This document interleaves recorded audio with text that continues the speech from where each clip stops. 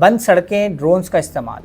اور مسلح افراد کا سڑکوں پر گشت، یہ الفاظ پاکستان میں سیکیورٹی کی صورتحال، خصوصاً بلوچستان اور خیبر پختونخوا میں سیکیورٹی کی صورتحال کی عکاسی کرتے ہیں، جو ماہرین کے مطابق مسلسل ابتری کا شکار ہے،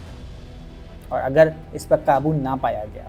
تو اس بات کے امکانات ہیں کہ یہ 2013 والی صورتحال تک بھی پہنچ سکتی ہے۔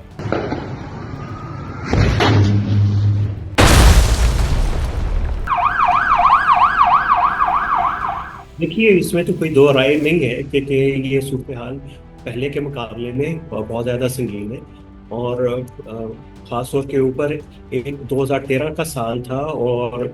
14 تک وہ ٹرینڈ جو ہے آگے گیا تھا کہ اس وقت پاکستان کی سیکیورٹی سچویشن جو ہے بہت ہی ورسٹ ہو گئی تھی۔ اب تقریباً یہ اسی کے لیول کے اوپر پہنچنے والی ہے، تو یقیناً یہ بڑی سنگین بات ہے۔ اور جو پاکٹس جو ہیں ملیٹنٹ سے ہم نے خالی کروائی تھی اس وقت کے فاٹا میں، آج کے ٹرائبل ڈسٹرکٹس کے اندر، وہاں پہ وہ جو ہے واپس آ گئے ہیں۔ پھر دوبارہ سے آپریشنز کی بات ہو رہی ہے۔ بلوچستان جہاں پہ لو انٹینسٹی وار فیئر چل رہی تھی، وہ اب فل اسکیل انسرجنسی میں کنورٹ ہو چکی ہوئی ہے، تو یقیناً یہ ایک بڑا سیریس مسئلہ ہے۔ ریاست جو ہے آپریشنز بھی کر رہی ہے، لیکن ان کی آپریشن اسٹریٹجی جو ہے ابھی تک کوئی بہت زیادہ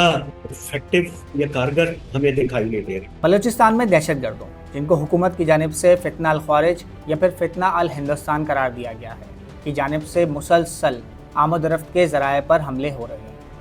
اور حکومت کی جانب سے بلوچستان میں ہائی ویز پر رات میں سفر کرنے پر پابندی لگا دی گئی ہے۔ ایسے میں سوال یہ ہے کہ کیا حکومت کے پاس موجودہ صورتحال پر قابو پانے کے لیے کوئی حل موجود ہے؟ دیکھیے، یہ جب اب کے ذرائع آمد و رفت کے اوپر،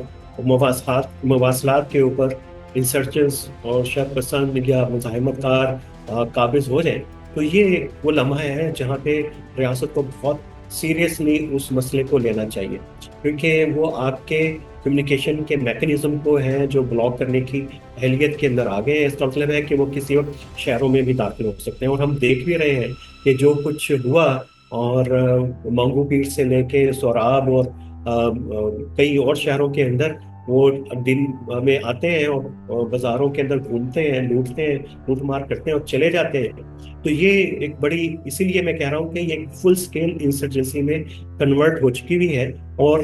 اس کا سب سے پہلا جو تدارک یہی ہوتا ہے کہ آپ نے اپنی ریٹ کو بحال کرنا ہوتا ہے۔ اس کا آغاز جو ہے مین شاہراہوں کے اوپر سے، اپنے مواصلات کے سسٹم کے اوپر سے، وہ ان کو دوبارہ وہ بحال کرنا ہوتا ہے، ان کو واگزار کرانا ہوتا ہے، اور وہ تاکہ لوگ آسانی سے سفر کر سکیں، کیونکہ جو انٹریکشن ہے عام آدمی کا کسی بھی کانفلکٹ کے ساتھ اس وقت ہوتا ہے، وہ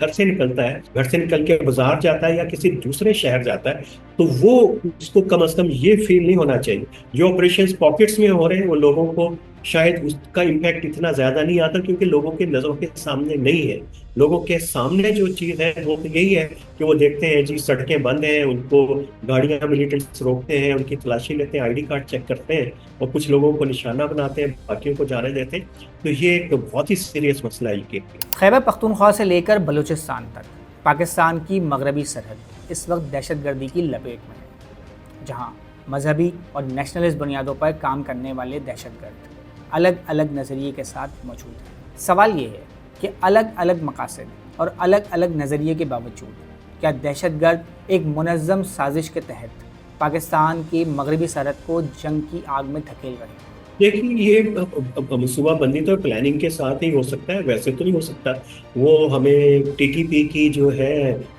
پوری اسٹریٹجی کا پتہ ہے، اور وہ پبلشڈ ہے، آن دی ریکارڈ ہے۔ اس کو آپ دیکھ لیں کہ وہ ان کا پرپس کیا ہے۔ وہ ان علاقوں کے اندر جو ہے ایک شریعہ بیس جو ہے ایک اپنا نظام نافذ کرنا چاہتے ہیں، قبضہ کرنا چاہتے ہیں، اور وہ اسی طریقے سے اینٹی اسٹیٹ ہے۔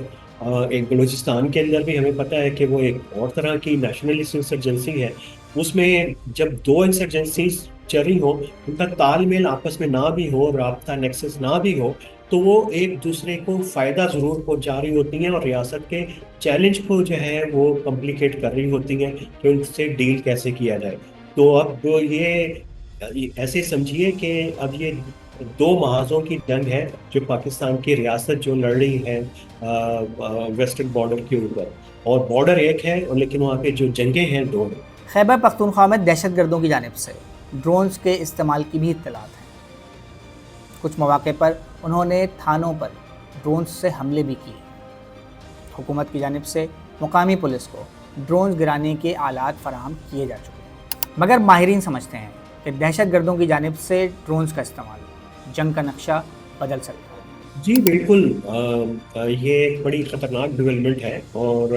ابھی ان کے پاس اتنی اسکل نہیں ہے، کیپیسٹی کیپیبلٹی نہیں ہے کہ اس کو زیادہ افیکٹولی یوز کر سکیں، اور نہ ہی ان کے پاس کوئی اتنی سوفسٹیکیٹڈ ڈرون کی ٹیکنالوجی آئی ہے. لیکن کے باوجود وہ جو ہے ان کا استعمال ملیٹنٹس کی طرف سے وہ ایک بڑے خطرے کی نشاندہی ہے. اسی پہ ریفلیکشن جو کل پاکستان کا یو ایس کا جو کاؤنٹر ٹیررزم میکنزم ہوا اور اس کا اسٹیٹمنٹ سامنے آیا، اس میں بھی اس کا ذکر کیا گیا ہے کہ جو نیو ٹیکنالوجیز جو آ رہی ہیں کہ استعمال کر رہے ہیں دہشت گرد، تو ان کو بھی تدارک کے لیے دونوں ملک آپس میں جو ہے وہ تعاون کریں گے. تو بلوچستان کے اندر پہ یہ ہو رہا ہے اور یہ اس چیلنج کو کمپلیکیٹ کر دیں گے، کیونکہ اس کے اندر سب سے بڑا چیلنج فی الحال یہ ہے کہ بے شک ملیٹنٹس اس کو افیکٹولی یوز نہیں کر پا رہے،